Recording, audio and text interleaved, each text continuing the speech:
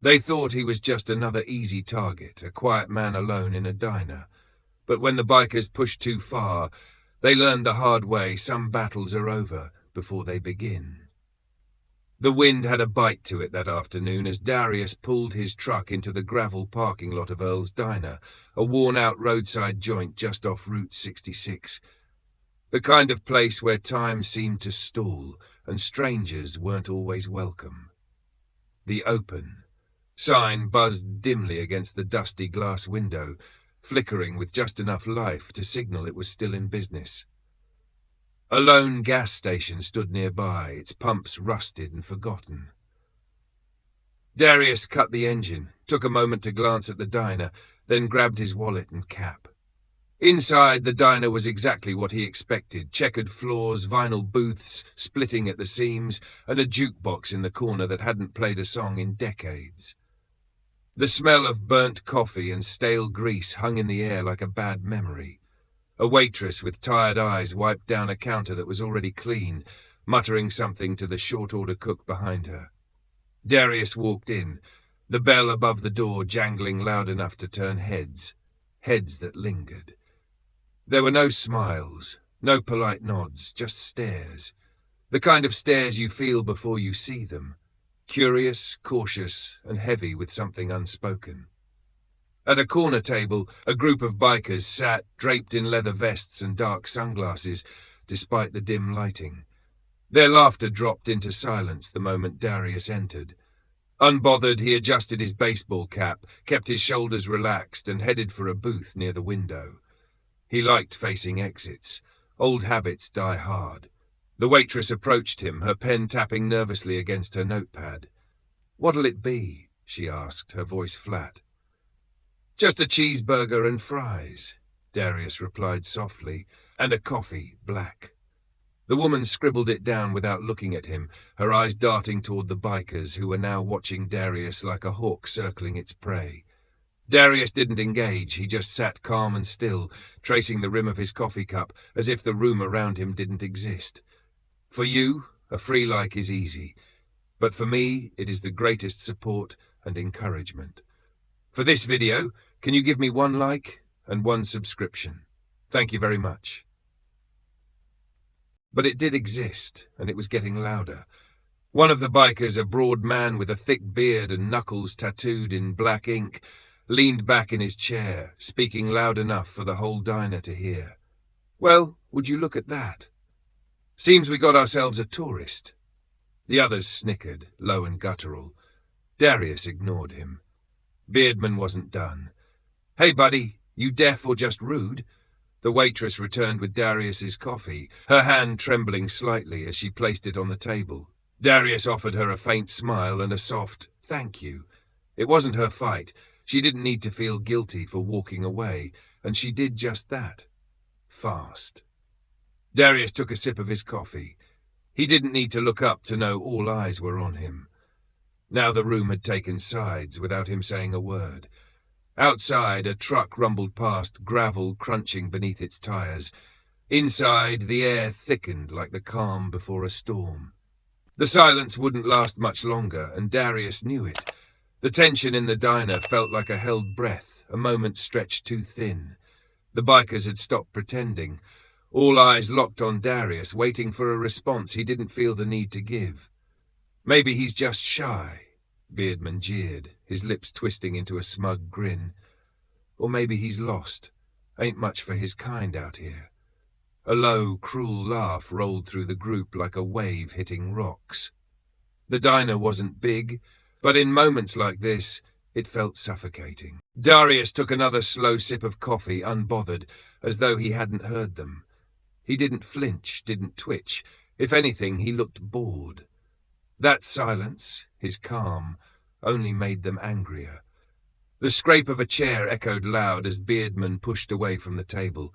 Boots thudded against the floor as he swaggered forward, his presence heavy. The others sat back, eager for a show. The waitress stood behind the counter, frozen, her eyes darting between Darius and the advancing biker. Beardman stopped just beside Darius's booth, close enough that his leather vest reeked of sweat and cheap cigarettes. "Hey, I'm talking to you, boy." The word hit the air like a slap. Sharp, cruel, deliberate. Darius didn't move, didn't look up. Instead, he set his coffee down gently on the saucer. "Something I can help you with?" he said finally, his voice even, measured. The question wasn't combative. If anything, it was polite. But the way he said it, soft, deliberate, stopped the biker for a beat. Beardman narrowed his eyes. "You're sitting where you don't belong. Don't you know how things work around here?" Behind him, the other bikers snickered. One of them, a wiry man with stringy hair, called out, "Show him, Travis. Teach him some manners, Travis." A fitting name for a man so eager to prove himself. Darius exhaled quietly, a breath barely noticeable, but it was there. "I'm just here for lunch, that's all." That calm set Travis off. He wanted a reaction, something to justify what came next. He slammed a fist on the table, rattling the salt shaker. "I don't think you heard me, friend." Darius's gaze lifted slowly, locking onto Travis, and in that instant something shifted. It wasn't aggression in Darius's eyes. It wasn't fear either. No, what Travis saw was stillness, the kind that doesn't break, doesn't move. It unsettled him, though he didn't show it. A beat passed. "Back off," Darius said quietly. Not a plea, not a threat, just a fact. Travis snorted, masking his discomfort with bravado. Or what? The diner went dead silent again. No one moved.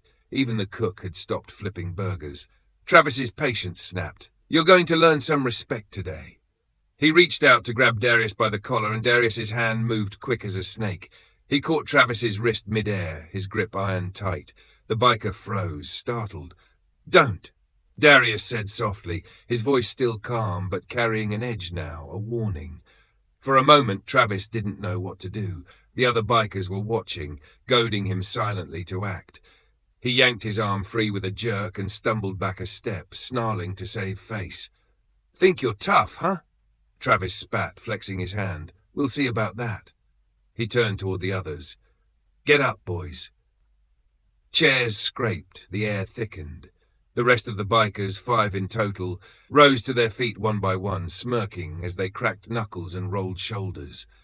Darius stayed seated, watching them. No fear, no anger, just a calm stillness that seemed impossible.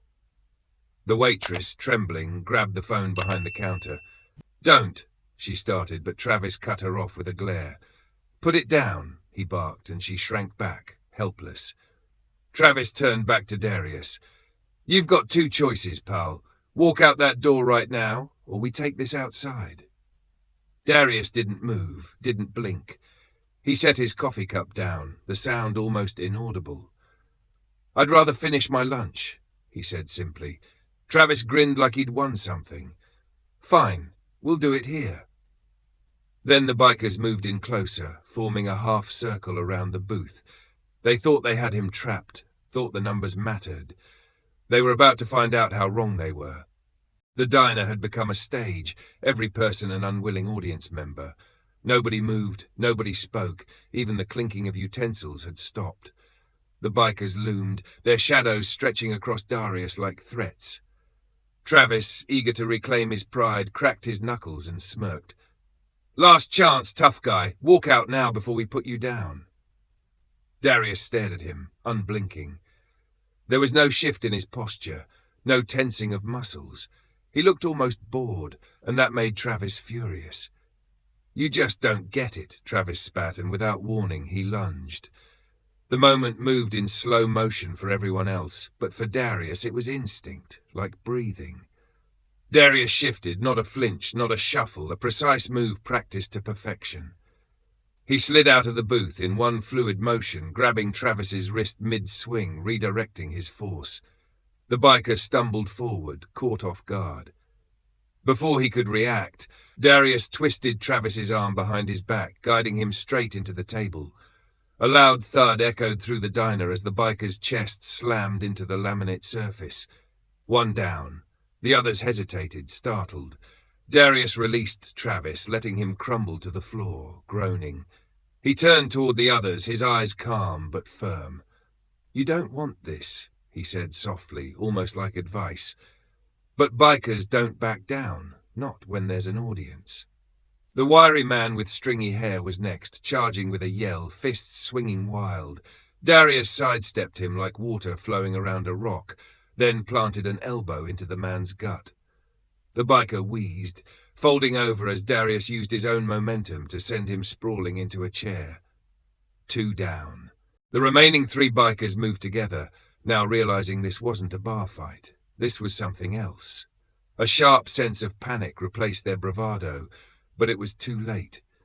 The largest of them grabbed for Darius's shoulder, a mistake. Darius turned sharply, trapping the man's arm and dropping him to the floor with a clean sweep of his leg. Before the biker could react, Darius knelt, pressing a knee into his back and whispered, "Stay down." The man froze, gasping for air, and didn't move. 3 down. Another came at Darius from behind, wielding a chair. The attack was sloppy, desperate. Darius ducked effortlessly, rising to grab the chair and yank it free from the biker's hands. The man stumbled back off balance, and Darius closed the distance. A controlled shove sent him into a booth, where he collapsed in a heap. 4 down. The last biker hesitated, eyes wide, hands trembling.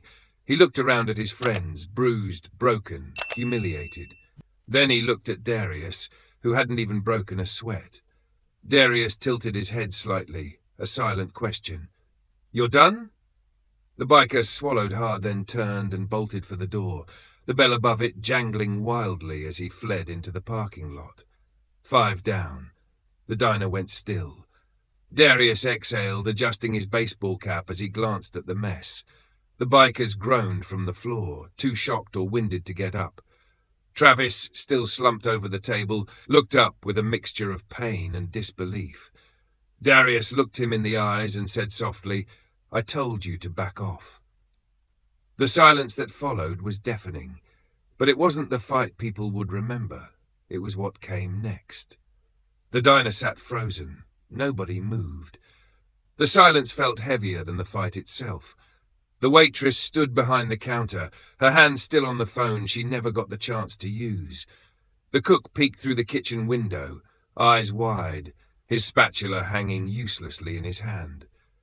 Darius straightened up, his breathing steady, his posture relaxed. If you hadn't seen what just happened, you'd think he'd simply finished tying his shoe. Travis groaned as he pushed himself halfway up, his bruised pride far worse than his aching ribs. "What the hell? Who are you?" he muttered, his voice a mix of pain and confusion. Darius looked down at him, his face calm, unreadable. He didn't smirk, didn't gloat. "Just a guy getting lunch," he said quietly. Travis glared at him through bloodshot eyes. "You ain't normal. What the hell are you?" Darius looked around the diner. The eyes on him weren't filled with fear. They were filled with awe, respect. People weren't used to seeing someone that calm, that capable. He sighed softly and shook his head. "You don't want to know." The wiry biker, still slumped against a chair, coughed out, "You military or something?" Darius didn't answer. He turned away from them, heading back to his booth. His plate was still there, burger and fries untouched, the coffee cup half full. He picked up a fry and took a bite, as if the last 5 minutes hadn't happened. The waitress finally moved, stepping forward cautiously. "Sir, are you okay?" she asked, her voice shaky. Darius looked up and gave her a soft smile. "I'm fine, ma'am." She blinked, stunned by how polite he sounded after what he'd just done. She glanced at the bikers sprawled across the floor, then back at him. I'll get you a fresh burger." "No need," Darius replied. "This one's just fine." A man sitting at the far booth, someone's grandfather with a farmer's tan and calloused hands, muttered, "I ain't never seen anything like that before." Darius ignored the whispers spreading through the room. He knew what they were thinking. A calm man in a world full of noise stands out. People remember that. He reached into his pocket and pulled out a few bills, placing them neatly under the edge of his plate. Then he rose from the booth, the sound of his boots the only noise in the room as he walked toward the door. The waitress watched him go. "Wait," she called after him. "Who are you, really?" Darius paused, his hand on the door. He glanced back at her and held her gaze for just a second longer than expected. "Just a guy who knows how to finish his lunch," he said with a faint smile. Then he stepped outside, the bell above the door jingling faintly as it closed behind him. Outside, the gravel crunched under Darius's boots as he made his way back to his truck. The biker who had fled earlier stood near his motorcycle, staring at him in shock. He didn't say a word. He just stepped aside as Darius climbed into his truck. The engine roared to life, the sound breaking the stillness that had gripped the parking lot. Darius put the truck in gear, glanced once in the rearview mirror at the diner and the people still standing inside, watching him leave, then drove off down the empty road. The bikers would recover. Bruises would fade, but the lesson would stick. You don't judge a man by how he looks, how he talks, or where he comes from. Sometimes the quiet ones are the ones you should never test. But for the people in that diner, the story wasn't over. It was just beginning. The small diner on Route 66 would never be the same. Words spread quickly. A story like this, one that people would tell their friends, their family, their co-workers, it grew with each retelling. "Yeah, I was there," someone would say. "The guy barely moved, took those bikers apart like he was tying his shoes, didn't even break a sweat." Another would add, "He was calm the whole time, like he didn't even see them as a threat." The waitress told her version too, eyes wide as she described the stranger's stillness, his precision. "I asked him who he was," she'd say, "and you know what he told me? Just a guy getting lunch." For the bikers, the lesson was even harder. The bruises would heal, but the humiliation lingered. Travis, the loudest of them all, was the quietest for weeks afterward. Every time someone teased him about the diner, he'd go red in the face and mutter, "Forget about it." But deep down he wouldn't forget. None of them would. That day shattered their arrogance. It taught them that strength isn't in numbers or in how loud you are. Sometimes it's in knowing you can, but choosing not to until there's no other option. And for Darius, he didn't care about the stories. He didn't want recognition. To him, it was simple. You treat people with respect and you mind your business. And if someone crosses the line, you handle it, not with anger, but with control. Somewhere down that lonely stretch of highway, Darius drove on. The miles passed like whispers, the sun dipping low on the horizon. He wasn't thinking about the diner anymore, or the bikers. He thought about his time as a Navy SEAL, the missions no one would ever hear about, the people he protected, even when they didn't know they needed protecting. That's what mattered to him. Not the noise, not the ego, just the job. As he drove, a tune played faintly on the old radio, the kind of song that makes the road feel endless and free. A few miles later, Darius pulled off to another small roadside spot, this time a gas station. He stepped out, stretched his legs, and grabbed a bottle of water from inside. The cashier, a teenage kid with headphones dangling around his neck, glanced up as Darius approached the counter. "You headed somewhere important?" the kid asked, making conversation. Darius smiled faintly, tossing a few bills on the counter. "Nope, just passing through." The kid nodded, his eyes catching something in Darius's stance. "You military or something?" Darius paused for half a second, then shrugged. "Just a guy getting water." He stepped back outside, water in hand, and climbed into his truck. As he pulled back onto the road, the cashier watched through the window, feeling something he couldn't quite describe. Respect, maybe, or curiosity. And like that, Darius was gone. Another town, another stretch of road. He didn't need recognition, didn't want it. But for everyone he left behind, his quiet strength spoke volumes. A reminder that you don't need to shout to be powerful, you don't need to prove yourself to anyone. Sometimes, the strongest people are the ones who let their actions do the talking. Respect isn't earned through loud words or intimidation. It's earned through control, composure, and quiet strength. The people who seem the calmest are often the ones who fought the hardest battles. Never judge someone by what you think you see. If this story resonated with you, share it with someone who needs to hear this lesson, and don't forget to subscribe for more powerful stories that remind us what really matters in life.